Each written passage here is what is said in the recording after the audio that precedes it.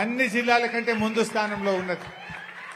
నేను ఇవాళ చెప్తున్నా, రాసి పెట్టుకో రేవంత్ రెడ్డి, ఈ తాప 7 కాదు 10కి 10 మేమే గెలుస్తాం. ఒకవేళ సీట్లు పెరిగితే ఎన్ని వెలిసినా మేమే గెలుస్తాం. మొన్న రేవంత్ రెడ్డి అంటుండు నేను 117 గెలుస్తా అంటుండు. రేవంత్ రెడ్డి నువ్వు 117 గెలవవు, 1+1+7 నువ్వు గెలిచేది 9 సీట్లు మాత్రమే. రాష్ట్రంలో మళ్ళా ఎన్నికలు వచ్చినా నువ్వు గెలిచేది 9 సీట్లే. రాసి పెట్టుకో మిస్టర్ రేవంత్ రెడ్డి. నిన్ను నీ కొడంగలనే కొట్టినాం కదా, నిన్ను నీ కొడంగలనే ఒడగొట్టినాం పోయిన తాప. నీ అబద్ధాలతోని మాయమాటలతోని నువ్వు ప్రజలను తప్పుదారి పట్టించి అడ్డదారులు గెలిచినావు. ఇప్పుడు రా ప్రజల్లోకి చెప్తారు నీకు. నువ్వేదో మేకపోతు గాంభీర్యం ఇంకా ఏదో మాట్లాడేటువంటి ప్రయత్నం చేస్తా ఉన్నావు. బట్ ఏదైనా కూడా ఇవాళ పాలేందో నీళ్ళేందో తేలిపోయింది. తప్పక మళ్ళీ మన బీఆర్ఎస్కే భవిష్యత్తు ఉంటుంది. బాగా లేట్ అయింది కనుక నేను ఎక్కువగా ఉపన్యాసం ఇవాళ పొడిగించదలుచుకోలేదు. బట్ ఎస్ఐఆర్ ప్రక్రియ మీద దృష్టి పెట్టండి, చాలా చాలా ముఖ్యమైనది. ఎట్టి పరిస్థితుల్లో అప్లికేషన్ ఫామ్ నింపాల్సిందే. మా అమీన్పూర్ జర వెనుకబడ్డది. మా అమీన్పూర్ బీఆర్ఎస్ కార్యకర్తలు బీఆర్ఎస్ నాయకులు ప్రత్యేకమైన దృష్టి పెట్టి దరఖాస్తులన్నీ కూడా నింపి తప్పకుండా అందించాలని చెప్పి మరొక్కసారి అందరినీ కోరుకుంటూ జై తెలంగాణ, జై తెలంగాణ.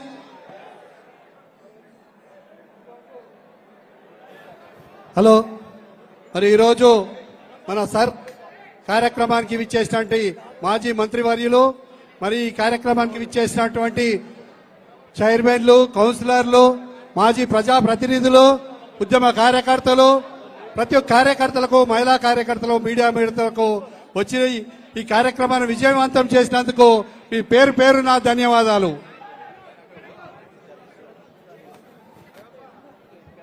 హరీష్ అన్న గారు మాట్లాడవలసిందిగా మనవి చేస్తా ఉన్నా.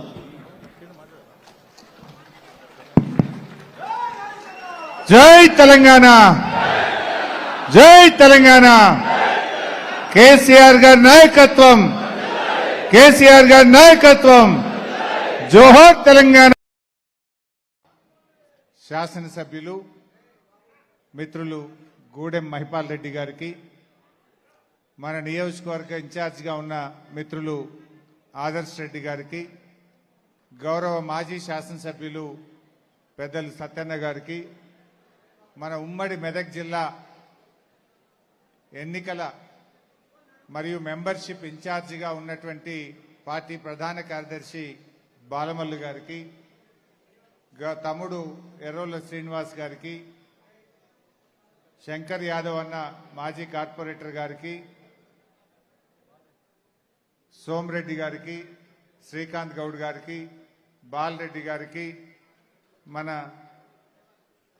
మెట్టు కుమార్ గారికి, పృథ్వీ గారికి, మరి పేర్లు చాలా ఉన్నాయి. మా 9 చైర్మన్లు ఉన్నారు, మా వైస్ చైర్మన్ సాబ్ ఉన్నాడు, గోవర్ధన్ ఉన్నాడు, వెంకటేష్ గౌడ్ ఉన్నాడు. మరి ఏమనుకోకుందిగా ముఖ్యంగా మా చెల్లెళ్ళు, మా మహిళా సోదరీమణులు, అదేవిధంగా వేదిక మీద ఉన్న 5 మున్సిపాలిటీల చైర్మన్లు, వైస్ చైర్మన్లు, కౌన్సిలర్లు, మాజీ మార్కెట్ కమిటీ చైర్మన్లు, మాజీ జెడ్పీటీసీలు, మాజీ ఎంపీపీలు, మాజీ కార్పొరేటర్లు, పార్టీ సీనియర్ నాయకులు, ఉద్యమకారులు, బీఆర్ఎస్ కుటుంబ సభ్యులు, మీడియా మిత్రులు అందరికీ పేరు పేరున నమస్కారం.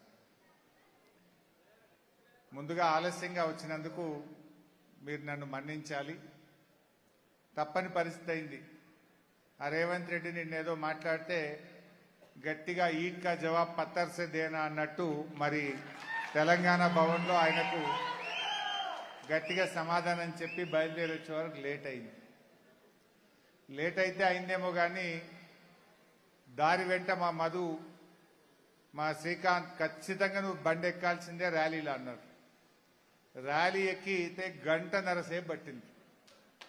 ఇక్కడ నేను చెప్పాలనుకున్నది ఏంటంటే, ఇదేమీ ఎలక్షన్ లేవు, ఇప్పుడే రేపో మాపో ఓట్లు లేవు, ఇంకా 2 సార్లు ఉంది. కానీ ఆ 1.5 గంట సేపు ర్యాలీలో ఎటువైపు చూసినా ఆటోలలో బయటోళ్ళు కావచ్చు, కార్లలో బయటోళ్ళు, బండ్ల మీద బయటోళ్ళు, దుకాన్లలో ఉన్నోళ్ళు, బస్సులలో పోయేటోళ్ళు మొత్తం బయటకు వచ్చి ఇట్లా ఇట్లా ఇక మనదే అన్నా మళ్ళా మనదే. జనరల్ గా ఆ స్పందన ఎప్పుడు ఉంటది? ఇక రేపో మాపో ఎలక్షన్లు ప్రచారం స్టార్ట్ అయితే ఉండాలి. ఇంకా 2 సార్లు ఉన్నది ఎలక్షన్. ఆడోళ్ళు మగోళ్ళు పిల్లలు పెద్దోళ్ళు ఇంకా అంగేసుకోలేదు, లోపలికి వెళ్ళి ఉరకచ్చుకుంటూ కూపుతున్నారు చేతులు. అంటే అంత స్పందన ఉన్నది. ఇలా ప్రజల్లో ఒక స్పష్టత వచ్చింది. ఈ స్కాములుగా ప్రభుత్వం పోవాలి, మన స్కీమ్ల కేసీఆర్ మళ్ళీ రావాలి. యావత్ తెలంగాణ కోరుకుంటుంది. రైతులు కావచ్చు, కార్మికులు, విద్యార్థులు, నిరుద్యోగులు, ఉద్యోగులు, రిటైర్డ్ ఉద్యోగులు, ఉపాధ్యాయులు, అక్కలు, చెల్లెళ్ళు, తమ్ముళ్ళు, పిల్లలు, వీళ్ళందరి మాట ఒకటే, మళ్ళీ బీఆర్ఎస్ రావాలి. సరే, ఈరోజు మనం పెట్టుకున్న ప్రోగ్రాం ఎస్ఐఆర్. ఈ ఎస్ఐఆర్ ఏంది అసలు? ఈ ఎస్ఐఆర్లో మనం ఏం చేయాలి? ఈ ఎస్ఐఆర్కు ఎందుకంత ప్రాముఖ్యత ఉన్నది? దయచేసి కార్యకర్తలు బాగా వినాలి. ఇది బంద్ చేయి బిడ్డ. నిన్న మొన్న ఈ మధ్యకాలంలో కొన్ని రాష్ట్రాల్లో ఎన్నికలు జరిగినాయి. పశ్చిమ బెంగాల్లో 90 లక్షల ఓట్లు తీసేసిందట. మమతా బెనర్జీ గెలవకుండా ఆగం పట్టించిందని మనం టీవీలో చూసినాం, పేపర్లో చూసినాం. అస్సాంలో ఓట్లు తీసేసిందట, రిజల్ట్ కింది మీద అయింది అంటున్నారు. తమిళనాడులో ఓట్లు తీసేసిందట, ఫలితాలు తారుమారైనాయి అంటున్నారు. అంటే ఎక్కడెక్కడైతే ఎస్ఐఆర్ ప్రక్రియ జరిగిందో చాలా చోట్ల కూడా ఓట్లు గోల్మాలైనాయి. లక్షల ఓట్లు తీసి పడేసిండ్రు, దాంతో ఫలితాలు తారుమారైనాయి అని అంటున్నారు. మరి ఏంది ఎస్ఐఆర్? ఏంది ఇది? కొత్తదేమి కాదు. 2002లో ఎస్ఐఆర్ ప్రక్రియ జరిగింది. మళ్ళీ 24 ఏళ్ల తర్వాత ఇప్పుడు ఎస్ఐఆర్ ప్రక్రియ జరుగుతూ ఉంది. ఈ ఎస్ఐఆర్లో ఏం చేయాలి? కార్యకర్తలుగా, బూత్ లెవెల్ ఏజెంట్లుగా, ప్రజా ప్రతినిధులుగా, కౌన్సిలర్లుగా, మాజీ సర్పంచ్లుగా, కార్పొరేటర్లుగా మన బాధ్యత ఏంది? ఎందుకు ఇది మనకు ముఖ్యమైనది? బాగా అర్థం చేసుకోండి. ఇలా ముస్లిం మైనార్టీలో చాలా అనుమానాలు ఉన్నాయి, మా ఓట్లు తీసేస్తారేమో అని.